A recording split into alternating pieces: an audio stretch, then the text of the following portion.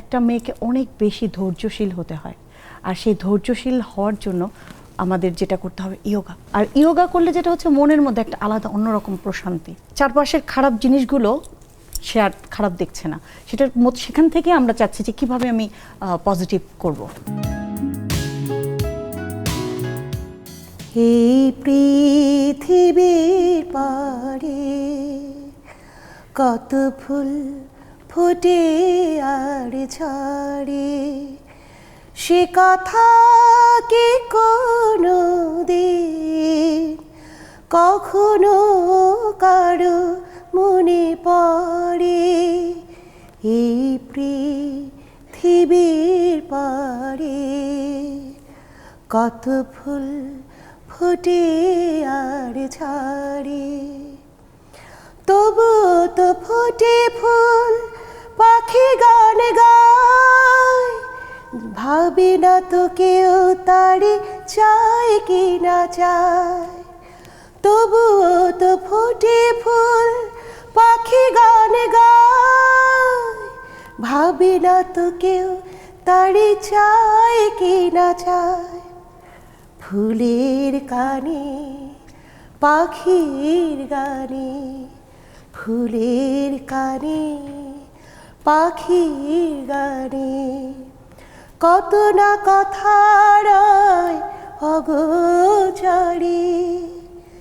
এই পৃথিবীর পারে কত ফুল ফোটে আর ঝরে, সে কথা কি কোনো দিন কখনো কারো মনে পড়ে। এই পৃথিবীর পারে। বাহ, চমৎকার, সুন্দর সুন্দর কিছু গান কবিতা শুনছি, এবং এই গানটা শুনলে কিন্তু আসলে একদম ফিল গুড একটা গান, তাই না? ওই যে মন ভালো হয়ে যাওয়ার একটা ব্যাপার আছে না? একদম সেটাই। আমরা মৈত্রী দিদি আপনার কাছে আসতে চাই, আবার জানতে চাই যে নিজের মানসিক স্বাস্থ্যের জন্য, নিজেকে ভালো রাখার জন্য কি করেন আলাদা করে? যোগা করেন একদম। কখন উঠে কিরকম?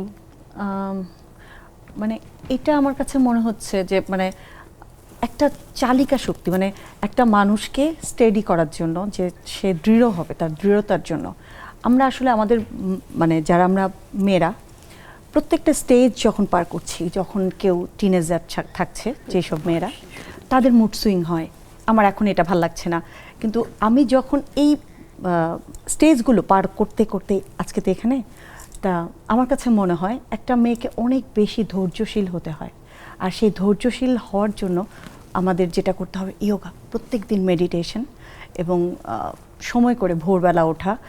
কেউ কখনো যদি ঘুম থেকে একটু দেরি করে কেউ ঘুম থেকে উঠছে, একটু লেট রাইজ মানে দেরি করে উঠলো, আমার মনে হয় কি দিনটা ছোট হয়ে যায়। সে দিনটা যদি বড় করার জন্য আর ইয়োগা করলে যেটা হচ্ছে মনের মধ্যে একটা আলাদা অন্যরকম প্রশান্তি, মানে তার চারপাশের খারাপ জিনিসগুলো সে আর খারাপ দেখছে না, সেখান থেকে আমরা চাচ্ছি যে কিভাবে আমি পজিটিভ করব।